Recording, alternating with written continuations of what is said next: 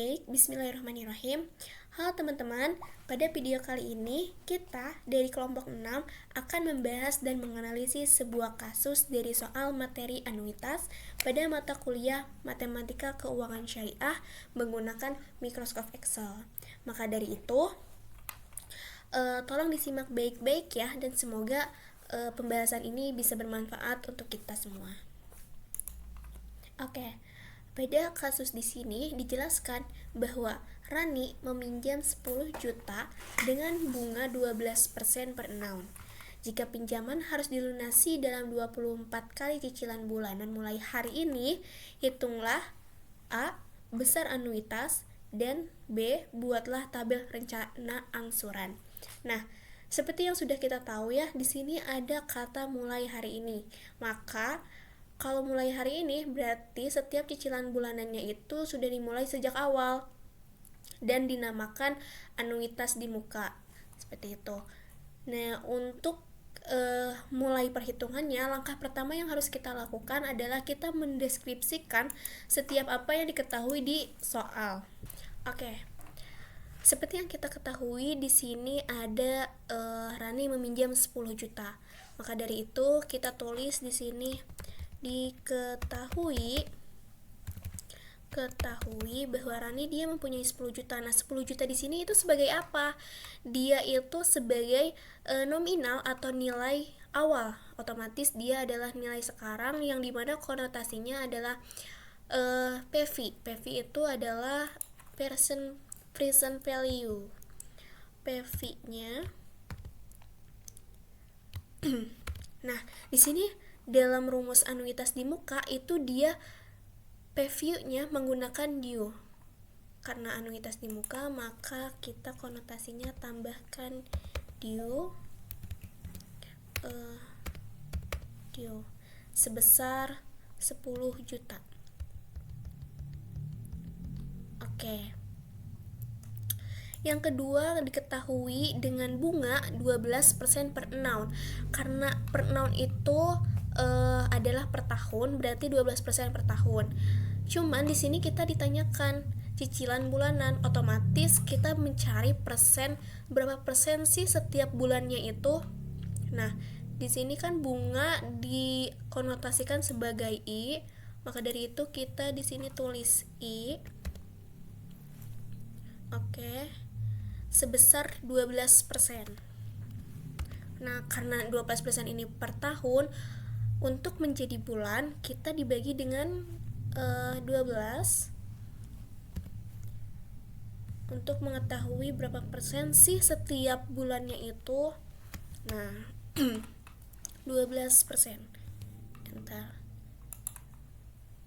Di sini dihasilkan dalam bentuk desimal ya, 0,01. Nah, kalau misalnya dalam bentuk presentasi itu dia 1%. Cuma yang kita butuhkan itu yang tadi di awal, yaitu bentuk desimal. Nah, lalu jika pinjaman harus dilunasi dalam 24 kali cicilan bulanan mulai hari ini, nah 24 kali di sini itu dia adalah periode waktu. Periode waktu dikonotasikan sebagai N. Berarti N di sini itu dia 24 kali. Oh iya, kita belum jelaskan ini 24 apa sih? Ini kali, ini bulan. Oke, lalu hitunglah besar anuitasnya. Karena di soal telah disebutkan mulai hari ini, maka anuitas yang kita pakai adalah anuitas di muka. Otomatis ditanyakan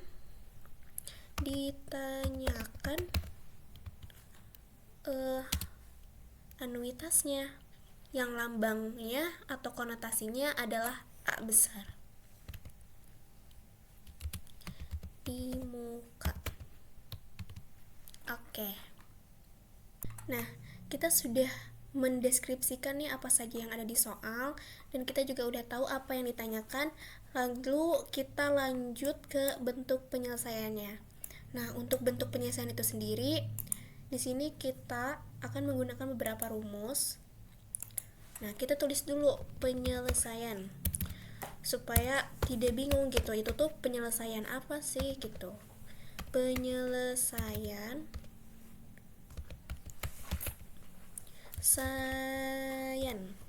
aduh. Nah, kita akan selesaikan dulu yang bagian A. A di sini adalah besar anuitas di mukanya. Oke. Sudah? Sudah. Nah, untuk penyelesaiannya itu sendiri kita akan mensubstitusikan apa yang diketahui ini ke dalam rumus. Gimana caranya? Yang pertama kita hitung sama dengan, di sini kan diketahui ya kalau A itu sama dengan PView. PView di sini adalah 10 juta. Kemudian dibagi. Nah, di sini ada beberapa penyelesaian. Maka dari itu, agar setiap komponennya terselesaikan, kita memberikan tanda kurung. Di sini ada 1, 2, 3. Berarti kita beri tanda kurungnya sebanyak 3 kali agar setiap komponennya itu bisa terselesaikan. Oke. Di sini ada 1 dikurangi tutup buka 1 ditambah sama I. I di sini udah kita ketahui yaitu 0,01. Kemudian tutup kurung lagi. Nah, di sini kan dipangkatkan. Nah, pangkat itu dia dikodekan dengan shift 6 dalam kurung N. N juga kita sudah ketahui yaitu 24 kali. Dan jangan sampai terlewati, untuk N ini dia bersifatnya negatif. Otomatis kita tambah min N-nya 24 kali ditambah dengan 1. Nah, tutup kurung kembali.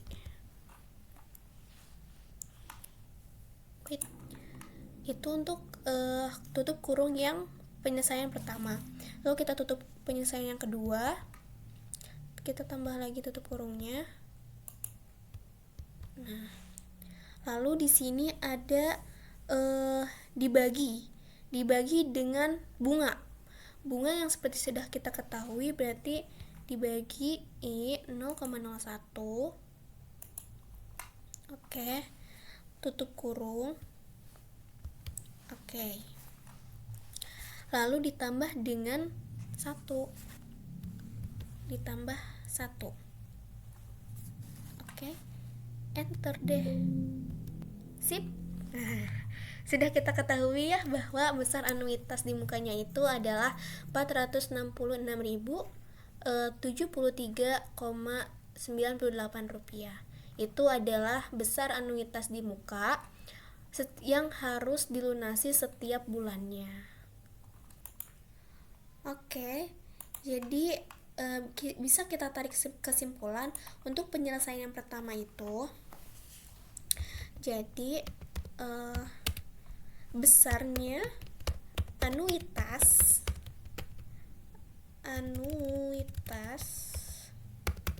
di muka atau angsuran yang harus dibayar Rani setiap bulannya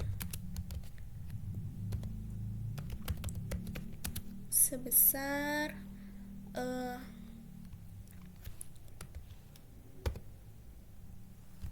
466.073,98 rupiah. Oke, setelah kita mengerjakan soal bagian A yang mana ditanyakannya itu besar anuitas, akhirnya kita mengetahui besar anuitasnya itu berapa, yang mana dihasilkanlah sebesar 466.073 rupiah. Yang mana kita pula mengetahui, akhirnya kita pun mengetahui bahwa anuitas yang ditanyakan itu ialah anuitas di muka. Nah, setelah itu kita mengerjakan soal bagian B yang mana perintahnya adalah membuat tabel rencana angsuran. Nah, tabel rencana angsuran ini tuh kita dapat buat untuk tabel amortisasi atau tabel rencana angsuran itu disebut juga tabel amortisasi yang mana digunakan untuk mengetahui secara akurat berapa sih pelunasan pokok yang dilakukan dan pembayaran bunganya dari setiap angsuran. Nah, jadi dari adanya tabel rencana angsuran ini tuh kita dapat tahu berapa jumlah pokok yang dibayarkan dan berapa jumlah bunga yang kita bayarkan gitu. Oke, kita langsung saja mengerjakan soal bagian B ini yang mana diperintahkan untuk membuat tabel rencana angsuran. Sebelum itu kita harus mengetahui apa saja yang ada di tabel atau apa saja aspek yang ada di tabel rencana angsuran ini. Nah, ini sudah dibuatkan aspek-aspeknya. Yang pertama ada periode ke, yang nanti ini tuh berisikan periode waktu yang ada di soal. Terus ini angsuran yang terdiri dari pokok dan bunga. Pokok ini disebut juga amortisasi yang mana hasil penjumlahan besar angsuran dikurangi bunga, yang mana dihasilkanlah pokok. Lalu ada bunga, yang mana bunga ini hasil penjumlahan atau hasil perhitungan dari tingkat bunga dikalikan dengan sisa pinjaman. Lalu ada besar angsuran, yang mana besar angsuran ini kita sebut juga sebagai anuitas. Jadi nanti isi dari besar angsuran ini ialah ini ya anuitas yang soal yang A yang telah kita selesaikan tadi. Lalu ada sisa pinjaman. Sisa pinjaman ini adalah sisa yang harus atau banyaknya pembayaran yang harus kita bayarkan kepada pihak yang kita pinjami uang. Nah, setelah kita mengetahui apa saja aspek yang ada di dalam tabel angsuran, langsung saja kita mulai mengerjakannya. Nah, kita harus mengetahui dulu nih apa aja sih yang ada di soal tuh, udah ada apa aja. Nah, kayak yang dicontohkan di penyelesaian yang pertama atau penyelesaian yang A, ditulis dulu diketahuinya apa saja. Nah, oleh karena itu yang pertama kita menganalisis dulu apa yang diketahui pertama ini. 10 juta ini sebagai fee due. Kita tulis di sini, atau kalau di sini disebutnya besar pinjaman atau dikonotasikan sebagai fee due.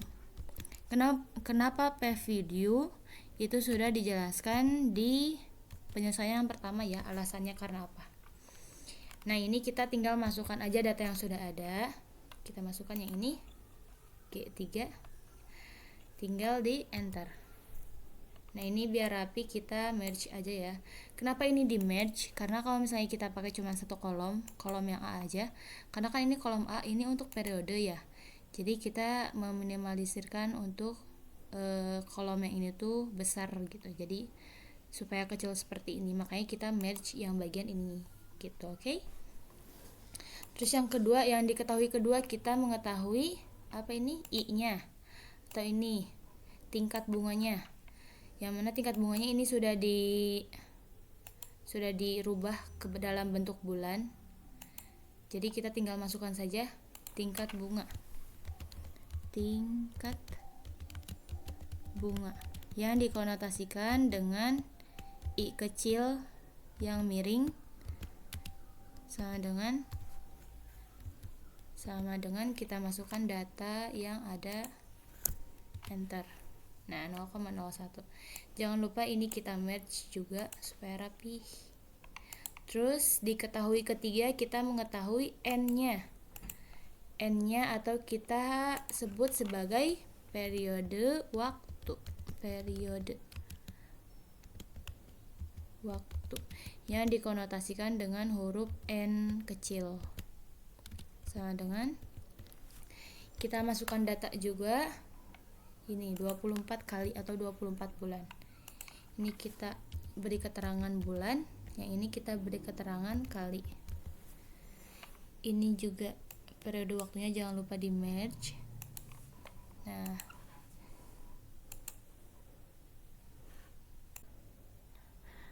Oke, selanjutnya kita akan menuliskan diketahui yang keempat, yaitu nah ini besarnya anuitas yang sudah dikerjakan sebelumnya. Kita tulis besar anuitas juga dikatakan sebagai besar angsuran yang dikonotasikan dengan huruf A kapital, yaitu sebesar, kita langsung masukkan saja data yang telah ada. Nah, sebesar Rp466.073. Ini jangan lupa di match. Nah, terus selanjutnya kita akan menuliskan tingkat bunga dalam bentuk rupiah. Tingkat bunga dalam bentuk rupiah. Kenapa kita harus mengetahui besarnya tingkat bunga dalam bentuk rupiah? Karena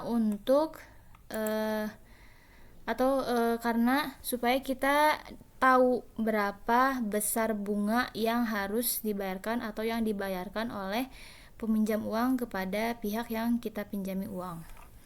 Kita di sini hanya akan menuliskan rumusnya saja. Rumusnya adalah untuk mencari tingkat bunga dalam bentuk rupiah, kita hanya perlu menghitung dari sisa pinjaman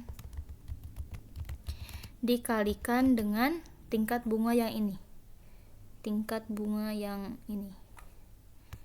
Dikalikan tingkat bunga. Nah, untuk mencari tingkat bunga dalam bentuk rupiah, kita hanya perlu menghitung sisa pinjaman dikalikan tingkat bunga yang ini.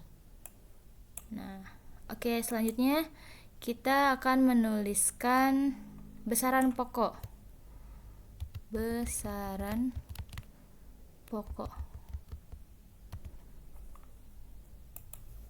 Atau besar pokok, yang mana besar pokok ini adalah perhitungan dari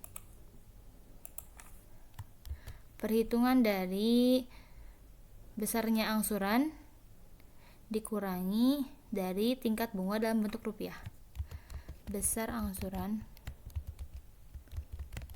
dikurangi tingkat bunga dalam bentuk rupiah. Jadi untuk mengetahui besaran pokok yang sudah dibayarkan oleh kita hanya perlu menghitung dari besar angsuran dikurangi tingkat bunga, yang mana hasilnya itu adalah besar pokok yang dibayarkan. Selanjutnya, terakhir kita akan menuliskan untuk menghitung sisa pinjaman.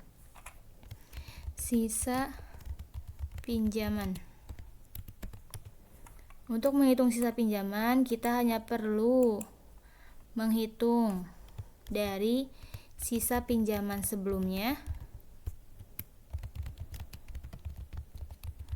Sisa pinjaman sebelumnya dikurangi dengan besar pokok.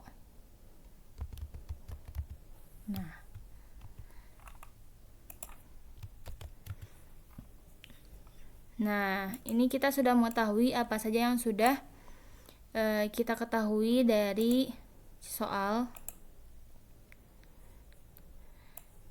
Lalu setelah kita menuliskan diketahui ini, mulailah kita untuk mengerjakan tabel gitu.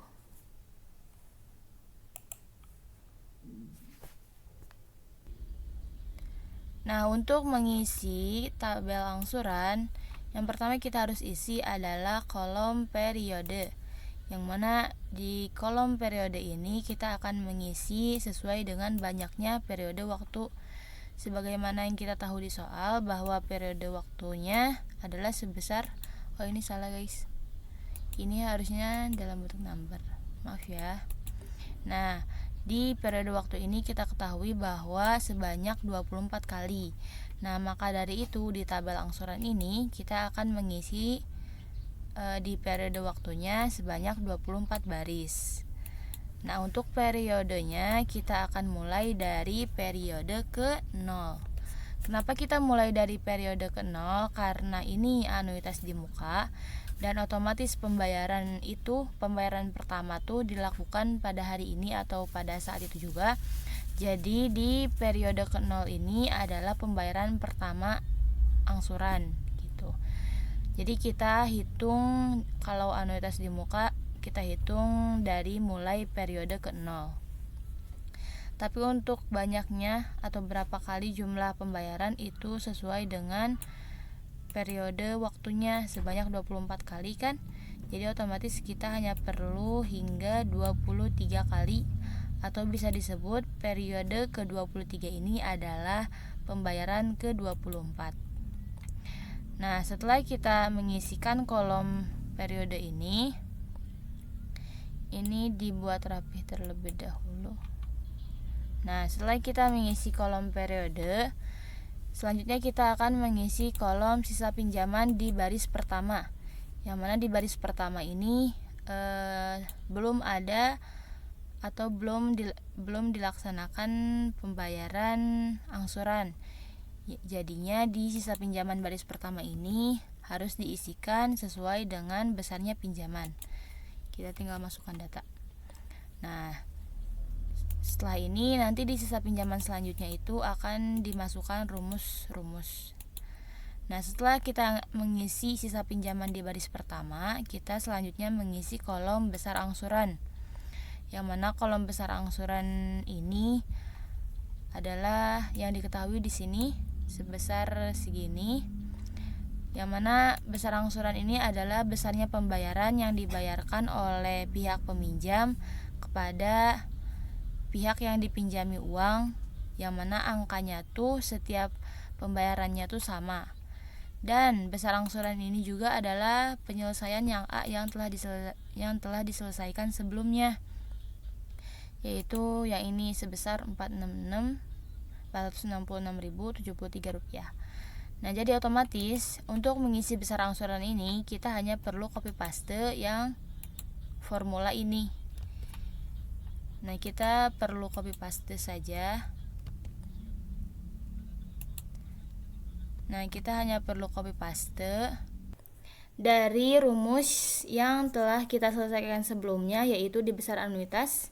Nah, ini kita copy dulu rumusnya. Lalu kita paste di kolom besar angsuran di baris ke-0. Nah, dihasilkanlah jumlah yang sama dengan penyelesaian yang A. Nah, selanjutnya kita harus mengisikan kolom besar angsuran hingga periode ke-23. Karena setiap baris ini dibutuhkan angka yang sama, otomatis kita perlu mengunci formulanya. Gimana cara mengunci formulanya? Kita perlu memberikan simbol dolar di antara angka yang ada hurufnya. Nah, di setiap angka yang ada hurufnya ini kita beri simbol dolar. Fungsinya untuk apa? Fungsinya untuk mengunci supaya jika di-drag ke bawah si angkanya tetap sama, jadi tidak berubah. Nah, setelah kita kunci, ini sudah dikunci dengan dolar di setiap angka yang ada hurufnya. Kita selanjutnya hanya perlu mendrag ke bawah sampai periode ke-23. Nah, dihasilkanlah angka yang sama. Begitu, oke? Nah, selanjutnya setelah kita mengisikan besar angsuran, kita perlu mengisikan besarnya bunga.